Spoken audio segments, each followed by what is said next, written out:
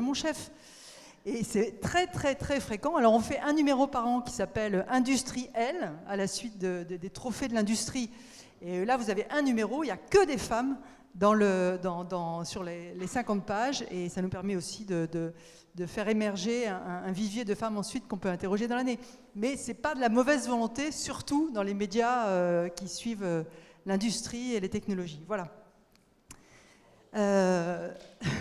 Donc mon nom est Christine Cardelange, je dirige, je viens de le dire, ces journaux industriels, enfin liés à l'industrie et à la technologie, et j'ai aussi écrit un livre qui s'appelle « Dans la Google du loup », et je crois que c'est pour ça qu'on m'a demandé d'animer une table ronde aujourd'hui, un livre qui évoque notamment tous les problèmes d'éthique que les GAFA posent aujourd'hui, pas seulement au niveau des données personnelles, du non-respect de la vie privée, mais aussi au niveau des recherches sur le transhumanisme qui sont largement financées par Google, par exemple, ou enfin bon, tout un tas de sujets que je ne vais pas développer là, mais dont on va peut-être parler dans ma table ronde. Alors, je vais demander que me rejoignent à la fois, pardon, excusez-moi, Céline Calvez, qui doit être là, voilà, qui est députée des Hauts-de-Seine. Asseyez-vous. Si vous pouvez trouver le micro qui ne marche pas et le mettre sous la table, ça nous évitera de le ressortir à chaque fois et de passer toute la séance à le chercher. Ensuite, Marie-Françoise Chevalier-Le Guyader, qui est fondatrice de l'IHEST, l'Institut des hautes études pour la science et la technologie. Cécilia Papini, qui est doctorante en chimie des processus biologique au Collège de France, et donc qui est la doctorante à laquelle on faisait allusion dans la table ronde précédente. Et enfin, Patrice Debré, qui est président de l'AFAS. Alors, l'AFAS, c'est l'Association française pour l'avancement des sciences, hein, comme vous le voyez ici. Mais quand on cherche sur Internet l'AFAS, vous savez quel est le premier site qui sort? Voilà, l'Association féline des amis du siamois. Ce qui tend à prouver qu'il y a plus d'amis des chats que d'amis des sciences. Alors, on va commencer avec Marie-Françoise Chevalier-Le Guyader, donc qui est peut-être la mieux placée pour nous présenter un petit peu le sujet, brosser un tableau un petit peu général. Alors, vous êtes, je le disais, la fondatrice de l'Institut des hautes études pour la science et la technologie, et vous l'avez dirigé jusqu'à 2016. Vous avez été directrice de la mission Culture et Information scientifique et technologique du ministère de l'Enseignement supérieur et de la Recherche.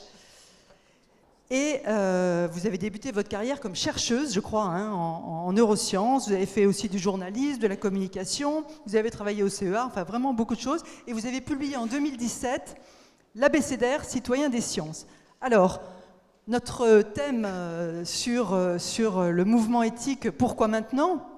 Alors, c'est pas très difficile de justifier hein, l'actualité du sujet, parce que quand on voit que la Chine annonce, je crois, la deuxième grossesse d'une femme porteuse d'un bébé génétiquement modifié, sur lequel, vous savez, on a joué avec les petits ciseaux CRISPR-Cas9, quand on voit que toutes les interrogations sur le rôle futur de l'IA, pas seulement au moment où l'IA forte existera, c'est-à-dire la peur du robot qui anéantit l'homme et qui fait peur à tout le monde, mais plutôt la perpétuation, par exemple, des clichés sexistes à cause de l'intelligence artificielle.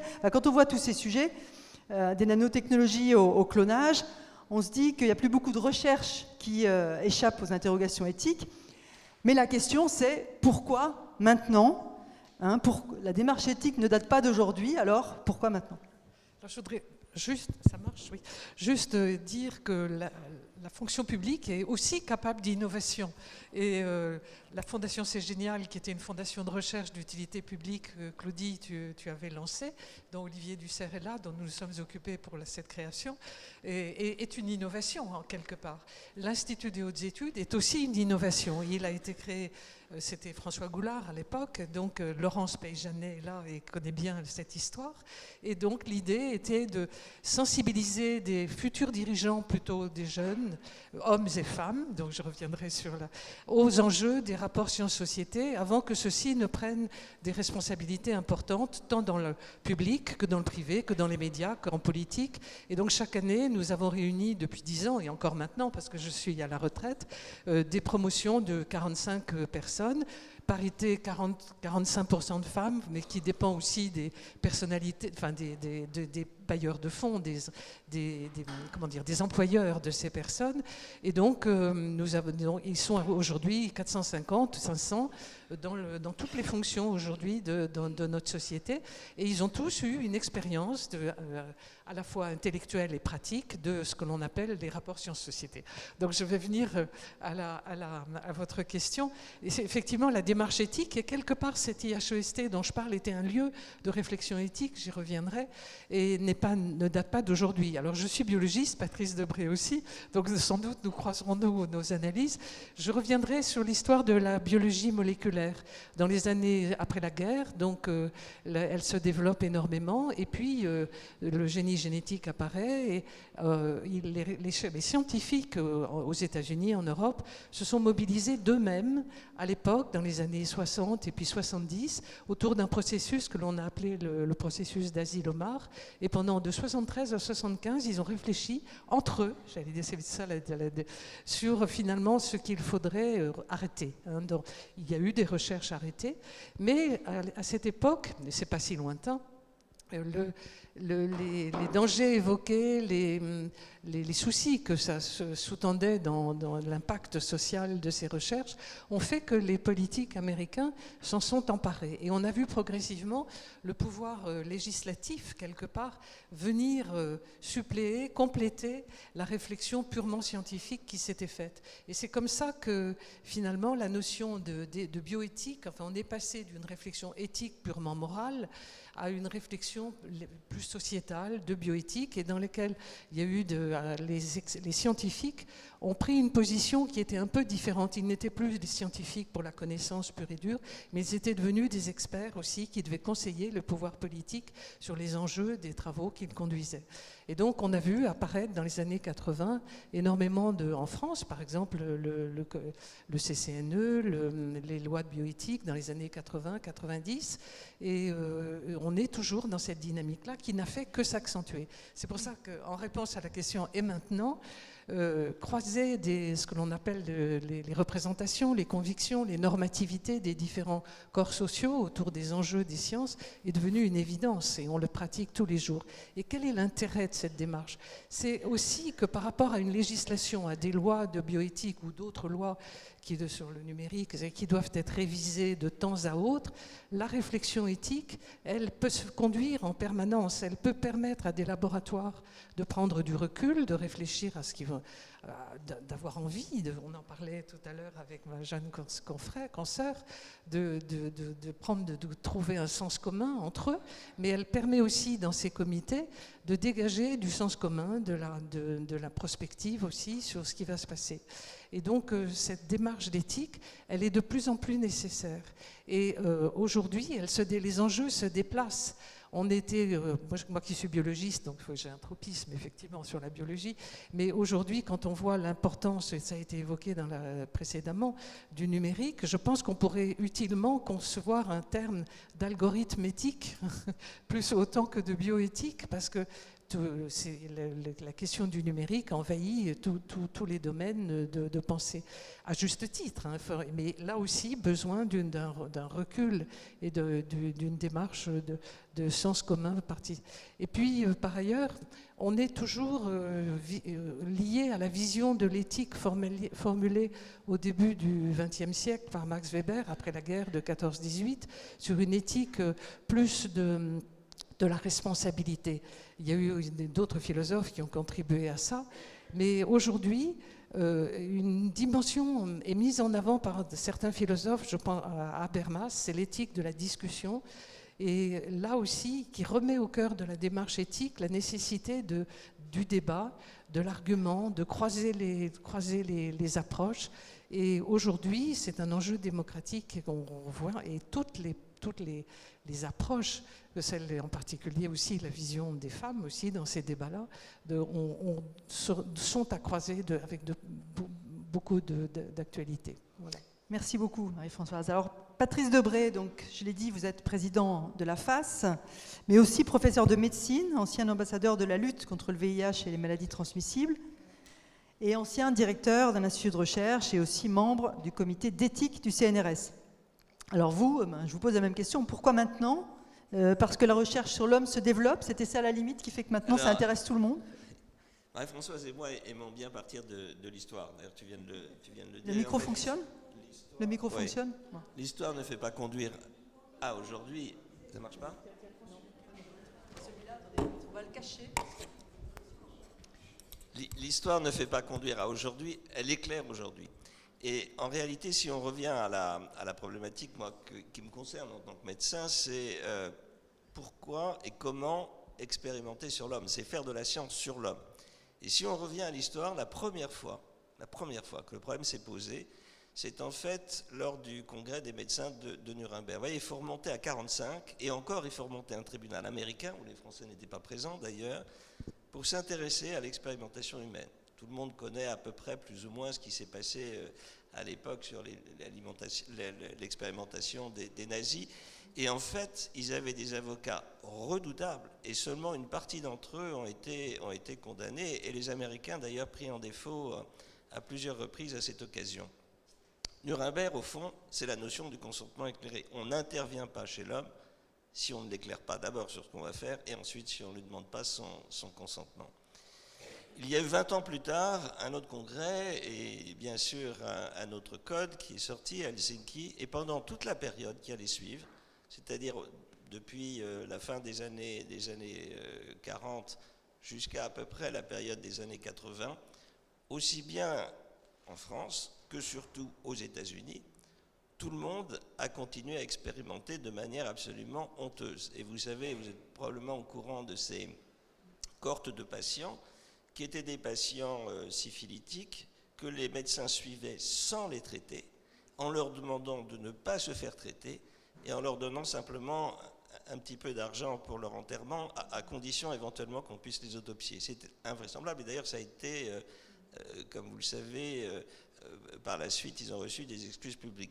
Les expériences se sont répétées par la suite, et se sont répétées aussi en France jusqu'à arriver au colloque d'Amiens. Si bien que petit à petit on a introduit, c'est là où l'éthique a été introduite par la législation, à finalement des règles de gouvernance qui, très récemment d'ailleurs, ont encore bougé à l'échelle européenne pour qu'on puisse expérimenter sur le sujet sain, et pour des conditions qui n'étaient pas seulement avec des bénéfices individuels directs, mais avec des études physiopathologiques. Et puis en 81, je redisais à Marie-Françoise l'autre jour, il y a un très beau discours de François Mitterrand qui a créé à la suite des lois sur la recherche un autre tournant conceptuel. Et ce discours, si je le reprends, parce que ce n'est pas les mots exactement qu'il a prononcés, mais ce discours dit « la biologie va plus vite que l'homme ».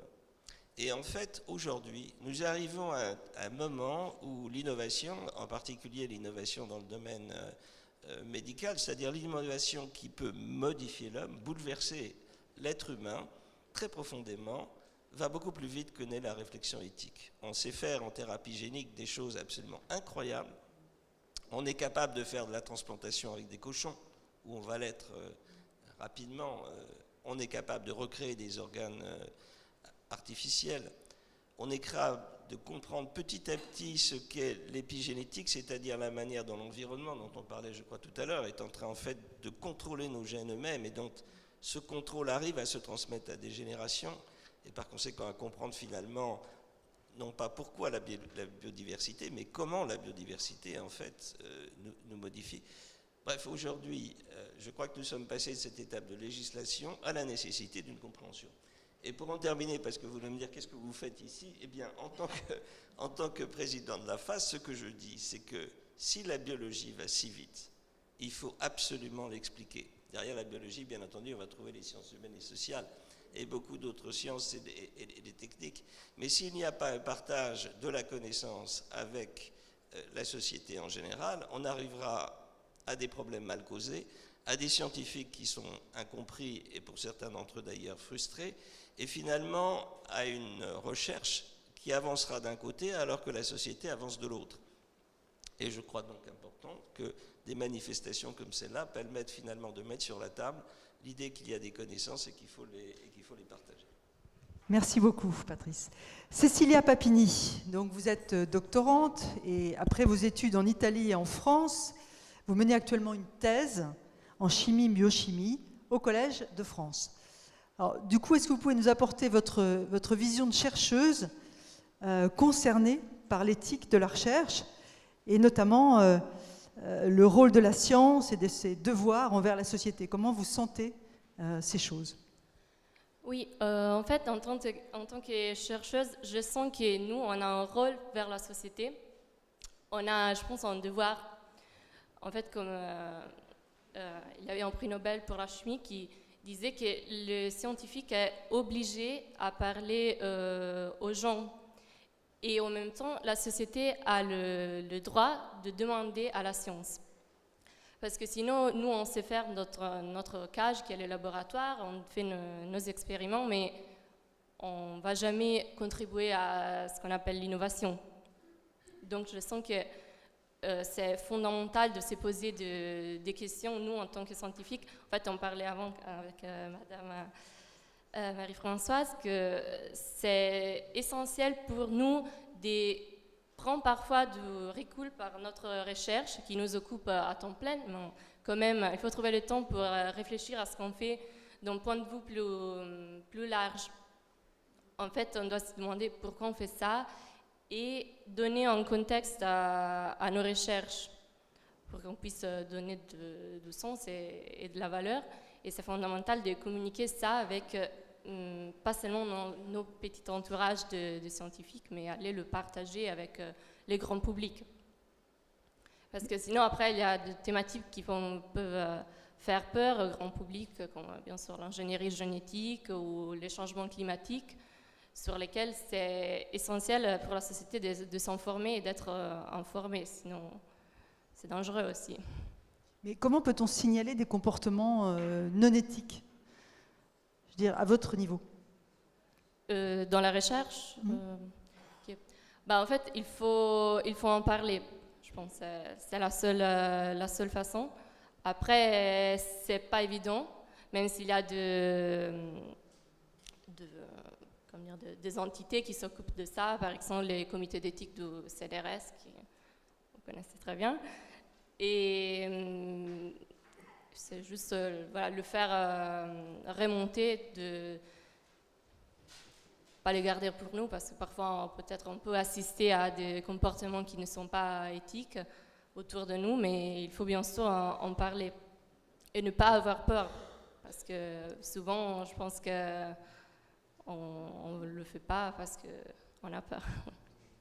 Mais comment est-ce qu'une recherche est menée, je veux dire, à votre niveau? Est-ce que, je sais pas, est-ce que c'est vrai que la fin justifie les moyens? Alors je pense que non, pas toujours. La fin ne justifie pas toujours les moyens. Je pense que on est scientifique, on travaille parce qu'on est curieux de trouver de nouvelles choses. Mais je pense qu'on doit toujours garder à l'esprit, c'est bon sens de curiosité, donc faire les choses pour découvrir. Et du coup, ça n'a aucun sens de falsifier des données, par exemple, et du coup, qui est bien sûr un comportement pas éthique. Parce que sinon, on perd ce que c'est la base de la science. On perd la curiosité, c'est juste on le fait parce que dans le monde d'aujourd'hui, on est malheureusement poussé à des comportements de ce type à cause de la pression qu'on a, notamment pour les publications, pour la notoriété.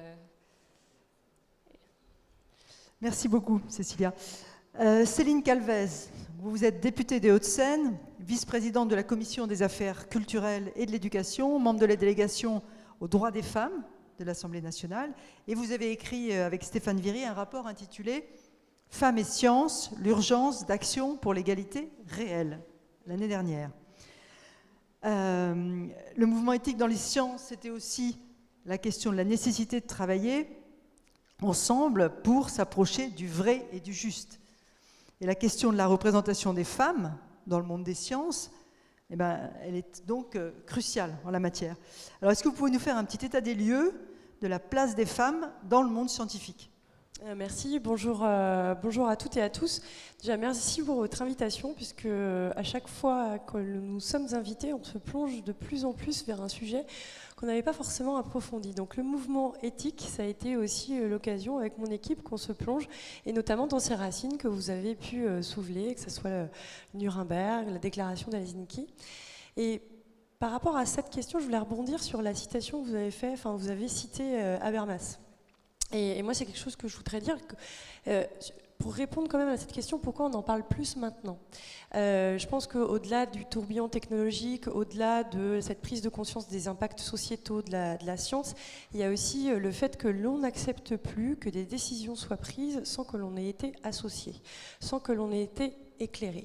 Et que même si la valeur des scientifiques et leur expertise est reconnue, nous voulons leur reconnaître aussi le devoir de partager non pas l'ensemble de leurs connaissances, mais de partager une capacité à comprendre quelles sont les implications de leur travail. Ça permet de les respecter, de mieux connaître leur impact sur nos vies, mais ça nous permet aussi de mieux accepter que certains changements se doivent être. Encore faut-il en avoir conscience. Et pour moi, c'est important, et ça dépasse même la question sur laquelle je ne manquerai pas d'intervenir sur la place des femmes, mais c'est la connaissance, la vulgarisation scientifique. Aujourd'hui, on est vraiment acculé devant des fausses informations, de la fausse science qui se répandent très facilement, notamment par les réseaux sociaux. Et si nous n'arrivons pas à véhiculer, transmettre un minimum d'esprit scientifique, on va juste se retrouver emporté dans une entropie qui fera que chacun ne croit que sa propre vérité et on n'arrivera pas à arriver vers le juste. Si l'éthique, c'est la recherche du juste et pas seulement du vrai, il va falloir qu'on la fasse ensemble. Et pour en venir à votre question et sur la place des femmes, c'est toute la question de la diversité.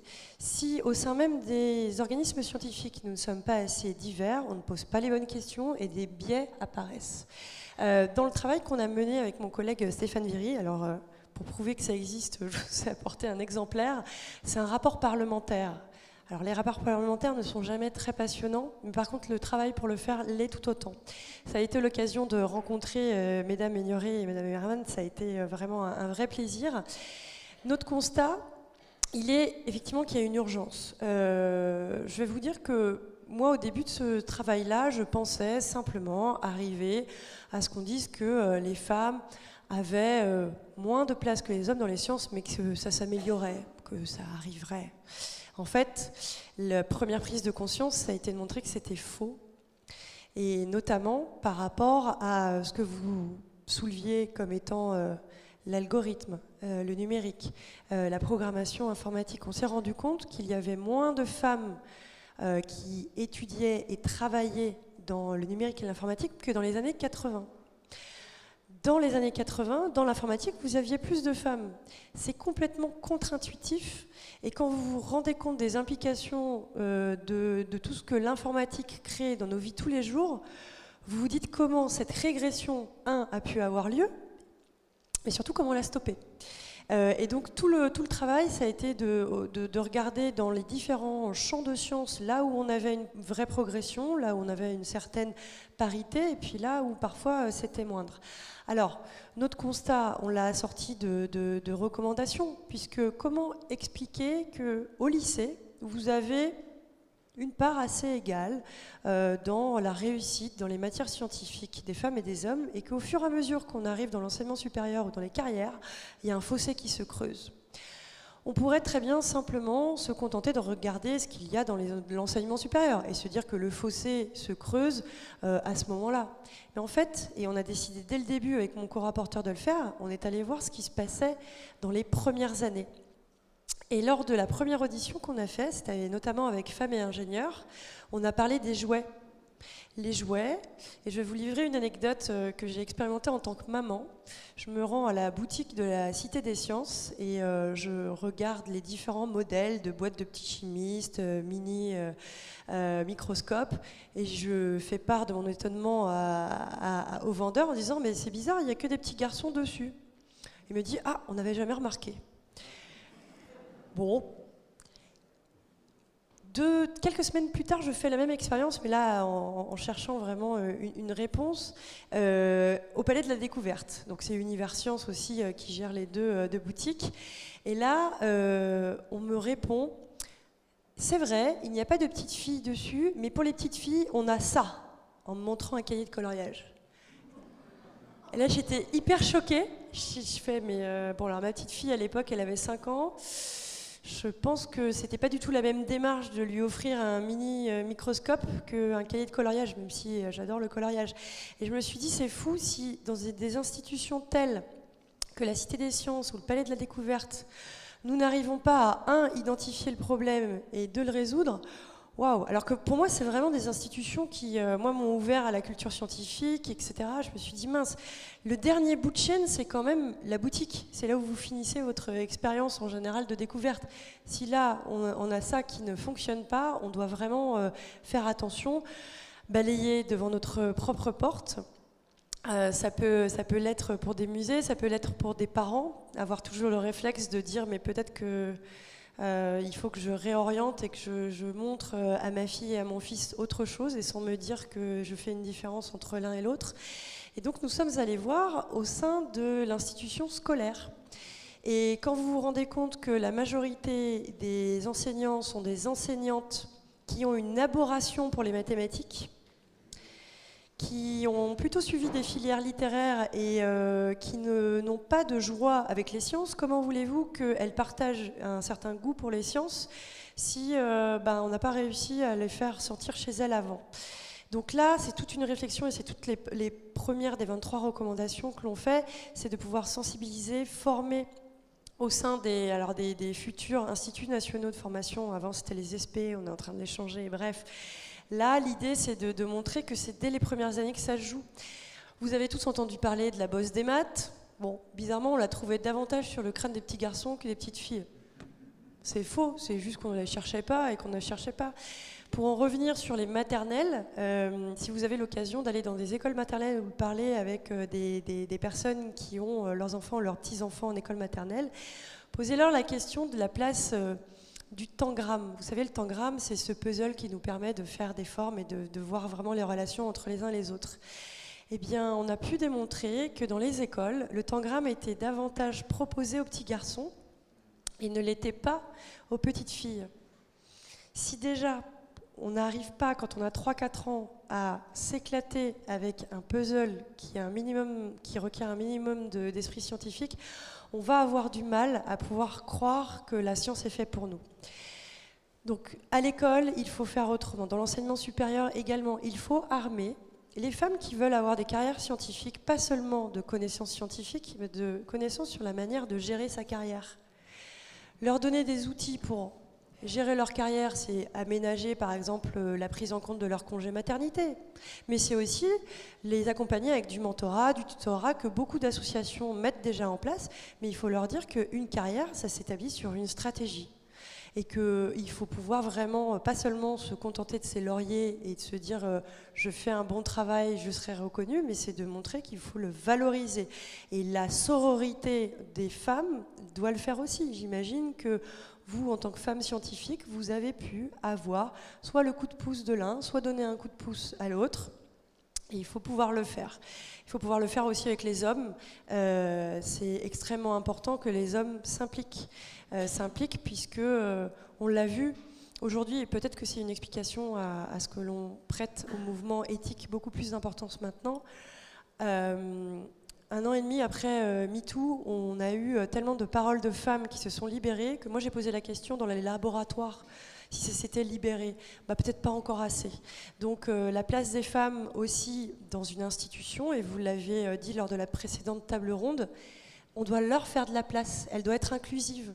C'est pas seulement d'avoir une parité de chiffres, c'est de faire que la place des femmes qui sont accueillies elle puisse la conserver longtemps. Donc, je vous invite à pouvoir soit poser des questions après, soit pouvoir consulter ce rapport. Il est en ligne sur le site de l'Assemblée nationale. Mais ces 23 recommandations, et j'en finirai par là, on n'a pas décidé de les laisser dans un rapport qui reste sur une étagère. Nous avons, depuis quelques semaines, entrepris une interpellation publique auprès des différents ministres, que ce soit Frédérique Vidal, Jean-Michel Blanquer, Marlène Schiappa ou Muriel Pénicaud, pour savoir ce que ces 23 recommandations avaient pu donner. On a formulé ces 23 recommandations au début juin 2018. Il y avait déjà des initiatives qui étaient prises en main par le gouvernement, l'administration. Et bien là, on laisse le temps au gouvernement de nous répondre sur l'état d'avancée ou les projets en cours. Et donc ça, c'est par des questions écrites, donc qui sont publiques sur le site de l'Assemblée. On leur laisse quelques semaines pour nous répondre. Et on vous donne rendez-vous fin mai, début juin prochain pour faire l'état des lieux de l'avancée de ces différents chantiers qui, au-delà de profiter aux femmes, profitent surtout à la science et à notre société. Alors, vous avez parlé de l'informatique, vous n'avez pas parlé des startups. Dans les startups, c'est fascinant, il y a encore très peu de femmes, alors que tous les gens qui montent des startups ne viennent pas forcément d'écoles d'ingénieurs, ils viennent aussi d'écoles de commerce, et dans les écoles de commerce, il y a 50% de femmes. Donc, comment expliquer que, alors que les startups non plus ne sont pas totalement technologiques, il y a des startups dans tous les... C'est Internet, mais je veux dire, ce n'est pas forcément compliqué, ce n'est pas forcément des développements, etc. Donc, à votre avis, pourquoi, là aussi, il y a une perpétuation de cette sous-représentation des femmes? Alors, vous avez raison, c'est extrêmement le cas. Ça s'arrange plus ou moins, pas trop, en fait, trop lentement. Mais je ferai référence à ce qui a été dit lors de la précédente séquence. Madame Agneret pointait les innovations pédagogiques qu'il s'agit de faire. Aujourd'hui, à l'école, la démarche projet n'est pas assez valorisée. Comment vous pouvez avoir confiance dans votre propre capacité à mener un projet comme monter une start-up si au cours de vos études, on ne vous a pas donné vraiment l'occasion de pouvoir le faire? Alors vous me direz oui, mais c'est aussi bien auprès des petits garçons qu'aux petites filles. Je pense qu'il faut vraiment qu'on pousse l'innovation pédagogique et qu'on aille vers la véritable transmission d'un esprit d'entreprendre auprès des filles et des garçons. Ça, c'est un premier point. Et sur la présence des filles, là aussi, je reviendrai sur la question de il faut inclure, il ne faut pas seulement accueillir, il faut inclure. Nous avons encore des incubateurs qui prennent des codes masculins et ne laissent pas assez de place aux femmes. Si on prend... alors c'est un peu entre les deux, mais les écoles d'ingénieurs et qui peuvent prétendre à ce que ces ingénieurs puissent monter leur start-up, on a quand même encore des exemples criants de sous-représentation des femmes et de sous-représentation de leurs paroles dans ce que peut être un projet. Et c'est là où il faut réfléchir à une phase mixte, plus ou moins mixte. Je m'explique. Quand je parlais de sororité, tout à l'heure.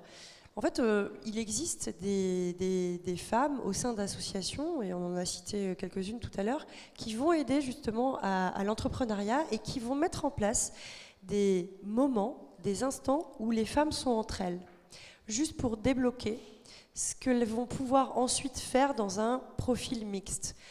Moi, je me suis beaucoup posé la question dans le champ politique. On me l'a posé en disant, mais on veut, par exemple, favoriser la candidature des femmes aux élections. Comment pourrait-on faire?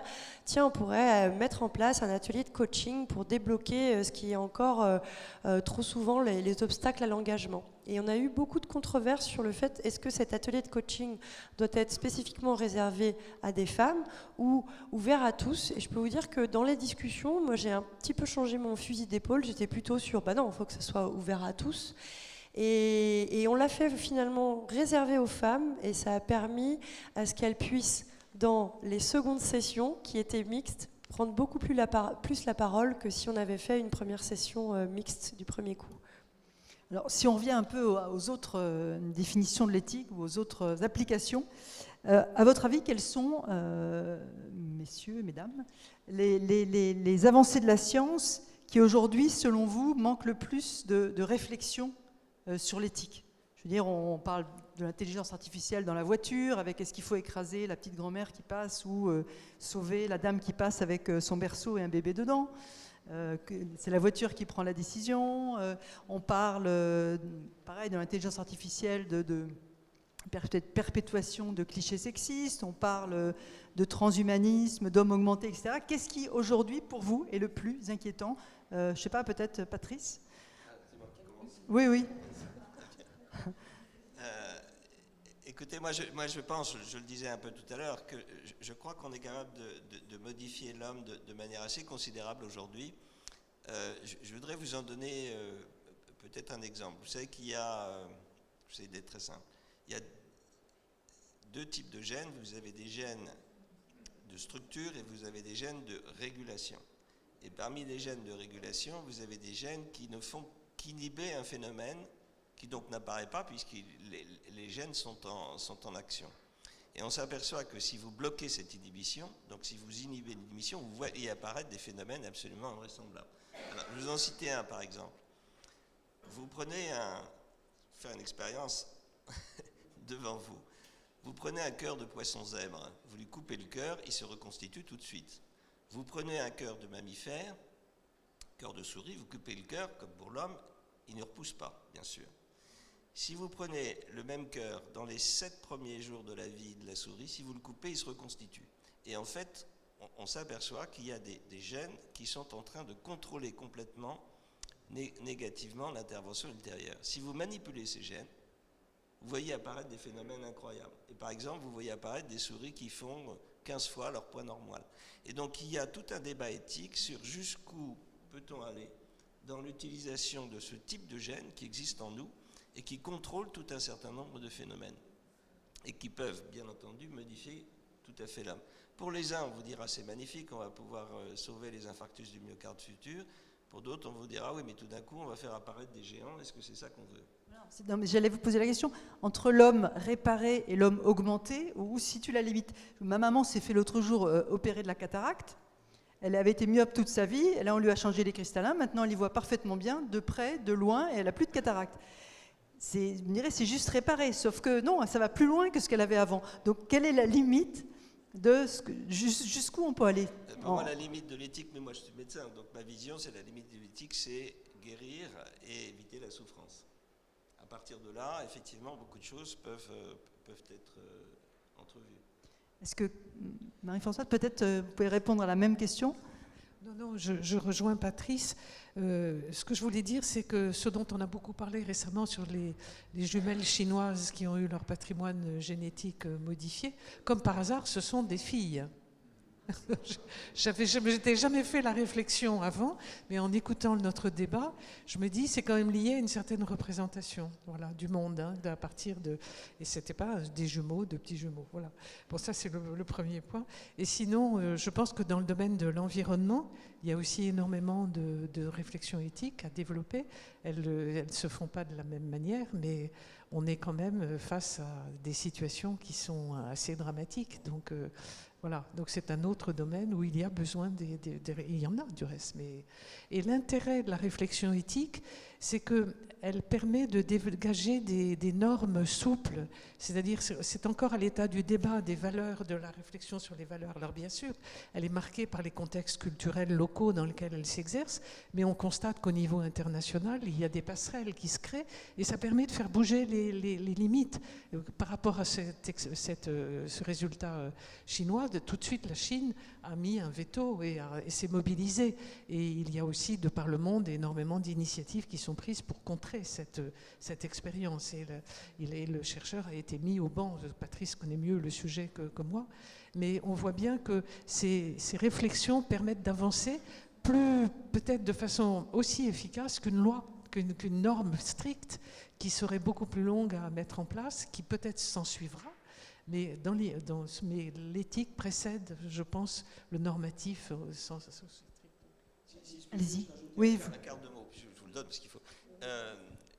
Justement, moi je crois que, puisque nous plaidons tous en fait, pour qu'il y ait plus de connaissances qui soient mises à la portée du public. Et toute la réflexion éthique, elle doit se nourrir de la connaissance, parce que si on ne comprend pas ce dont on parle, après, ça devient très compliqué. Parlez plus près du micro, je ne suis pas sûre que tout le monde a entendu votre intervention. Non, vous pouvez recommencer parce que personne n'a entendu, vous parlez trop loin du micro. C'était intéressant, allez-y.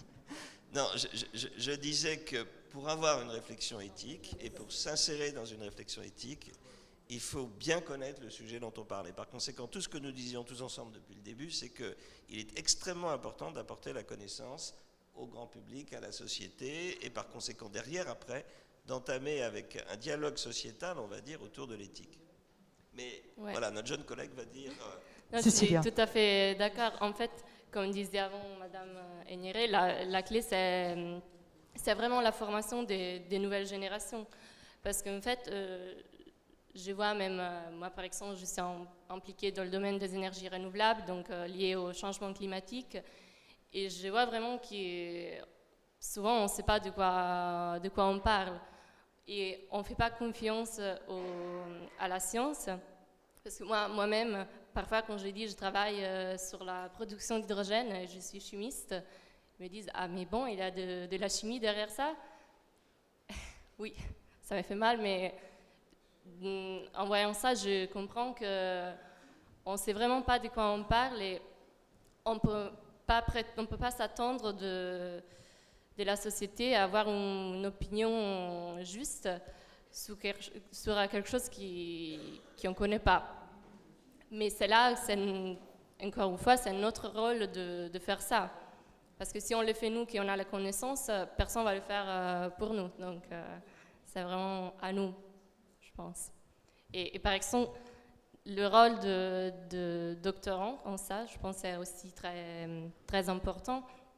Parce qu'on a quand même le degré d'éducation le plus haut qu'on a, mais on n'est pas seulement de purs techniciens qui font les expérimentations, mais on s'appelle PhD, donc Doctoral Philosophy, donc on doit connaître aussi la philosophie de ce qu'on fait. On doit avoir un sentiment éthique vers la société de pouvoir communiquer ce qu'on fait. Céline. Alors, communiquer ce que vous faites, c'est très important. Moi, je me suis engagée surtout sur des questions d'éducation et de culture. Et quand je parlais tout à l'heure de culture scientifique, il faut trouver les moyens de faire qu'elle se diffuse davantage. Moi, ce que j'apprécie en ce moment, c'est qu'on considère que la science peut être plus ouverte. Je vais faire écho à une expérience personnelle. On va revenir en 97. 97, moi j'ai passé un bac scientifique et j'étais très désolée au moment de faire le choix de la spécialité, de devoir renoncer à faire des sciences économiques et sociales parce que j'allais en scientifique. Aujourd'hui, avec la réforme du bac, vous allez pouvoir aussi bien choisir une spécialité sur sciences de la vie et de la terre que faire de la géopolitique et des sciences politiques. Je pense que plus on ira vers l'ouverture comme ça, une approche pluridisciplinaire, plus on aura l'occasion d'emprunter cette voie-là, eh bien, on arrivera à faire dialoguer les chercheurs scientifiques avec la société et inversement, la société s'ouvrir à ces sciences, qu'elles soient dures ou molles, peu importe, mais qu'on intègre cet esprit scientifique, c'est tout l'enjeu des prochaines réformes, en se disant que c'est tellement important qu'on ne peut pas la laisser qu'à quelques-uns. Il faut que tous ensemble, on s'en saisisse. Donc les hommes, les femmes, les plus jeunes, les moins jeunes, mais que ça soit l'occasion d'un dialogue. Et donc si Habermas rêve de démocratie délibérative, moi je suis sûre que les sciences en sont une partie constitutive, pas seulement une partie sur le contenu de la délibération, mais qu'elle soit une condition, cet esprit scientifique, ce raisonnement scientifique soit une condition du dialogue. Cécilia ? Ouais. En fait, je pense que c'est vrai que l'interdisciplinarité, c'est essentiel pour pouvoir arriver à un vrai dialogue entre la société et la science. Parce que, j'en parlais avant avec Sophie, on disait qu'en science, on est souvent un peu fermé. On a une carence dans certaines capacités de gestion, des communications, alors que si on était formé sur ça aussi, on pourrait mieux faire. Et je pense qu'aujourd'hui, on a la possibilité de le faire. Moi-même, par exemple, je fais des formations en gestion, en entrepreneuriat. Donc, c'est une super occasion pour vraiment s'ouvrir et pouvoir aussi mettre en valeur ce qu'on fait dans les laboratoires. Et Alors, on a l'impression que les questions d'éthique préoccupent beaucoup plus les Européens que les Chinois ou même les Américains, hein, que alors, sans aller jusqu'aux extrémités, jusqu'à voir ce que font en ce moment les Chinois, on a l'impression quand même qu'il y a parfois une course à l'échalote entre les Américains et les Chinois pour aller plus loin dans certains domaines sans se poser la question de réunir un comité d'éthique pour décider si on va plus loin ou pas. Alors que l'Europe, elle, a tendance on le voit c'est un autre domaine, mais sur le RGPD par exemple, on se préoccupe beaucoup plus de vie privée, d'éthique, etc. Est-ce que ce n'est pas, à votre avis, est-ce que ce n'est pas un handicap pour l'Europe ou est-ce qu'au contraire, vous y voyez un avantage, voire un créneau d'ailleurs en matière de business? Je pense que ça fait partie on parle de diplomatie scientifique, il devrait y avoir une diplomatie éthique. Je dis, on parle de diplomatie scientifique, il devrait y avoir une diplomatie éthique. Si vous regardez en fait aujourd'hui, il y a effectivement très peu de concertation au niveau international sur l'éthique. Et il devrait d'ailleurs s'imaginer des rapports beaucoup plus intéressants et importants entre les différents pays du monde et en particulier entre le Nord et le Sud, bien sûr. Si vous prenez un organisme comme le CCNE aujourd'hui, il a très peu de relations internationales. Et à l'intérieur de l'Europe, même, il privilégie certains pays plutôt que d'autres, ne serait-ce que parce que la France a l'habitude de travailler avec l'Allemagne, par exemple. Donc ce que vous dites, c'est pas au contraire de diminuer l'éthique en Europe pour venir, c'est au contraire exporter la vision que nous avons pour tout du moins la partager avec d'autres à l'échelle internationale. C'est peut-être mais est-ce qu'on a la puissance pour imposer ça? Je voudrais compléter par rapport au débat de tout à l'heure. On est marqué en Europe et au plan international par la volonté d'innover. Le mot innovation est absolument omniprésent. Et je pense que pour une entreprise, les quelques discussions que j'ai pu avoir avec mes auditeurs, le fait que l'éthique apporte du recul, que donne un avantage presque concurrentiel par rapport à des gens qui ne pratiqueraient pas ce type de réflexion. Parce que l'innovation, elle est introduite en société. Et donc, il y a besoin de confronter les visions et en amont de l'innovation elle-même. C'était la raison de la motivation pour un certain nombre de mes auditeurs industriels de venir réfléchir dans cet institut. Donc l'éthique, elle est consubstantielle aussi d'une industrialisation. Céline, vous voulez ajouter quelque chose sur ce sujet? En fait, l'avantage concurrentiel, il faut peut-être se dire, est-ce qu'on fonctionne à court terme et long terme? Moi, j'ai quand même une réflexion sur le doute. Quand on doute, est-ce que ce doute doit nous empêcher d'agir dans une sphère sécurisée? C'est-à-dire que si on a des doutes, parfois on peut vraiment être stoppé dans notre action. Alors voilà, on a les principes de précaution qui existent et qui sont indispensables. Il faudrait quand même pouvoir, comme vous le suggérez, dépasser nos frontières pour pouvoir exposer le dialogue et faire que des questions que parfois certains ne se posent pas, qu'on les mette simplement sous le nez pour qu'ils puissent au moins se la poser. Et donc le multilatéralisme et l'ensemble des organisations qui nous permettront de le faire, et d'ailleurs pas forcément que organisations, on a besoin de ces corps, mais on a besoin d'un dialogue parfois qui se font aussi de chercheur en chercheur sans forcément avoir cet organisme. Il faut pouvoir le faire, donc la diplomatie a encore de beaux jours devant elle. Mais vous avez raison, nous avons fait un beau texte au comité d'éthique du CNRS en vérité sur la vérité. La vérité scientifique n'existe pas. Et heureusement qu'il y a le doute, c'est ça qui permet d'avancer, et le doute a besoin effectivement de se confronter au dialogue sociétal. Je crois que ce sera le mot de la fin, parce qu'on est en train de déborder l'heure. Alors, avant d'applaudir nos panélistes, nos intervenants, je voulais vous dire qu'il n'y a pas de questions à la suite de cette table ronde. Par contre, il y aura un quart d'heure de questions à la fin de la table ronde suivante. Et pendant cette séance, vous pourrez poser des questions aux intervenants qui étaient avec moi. Voilà, je crois qu'on peut vous remercier.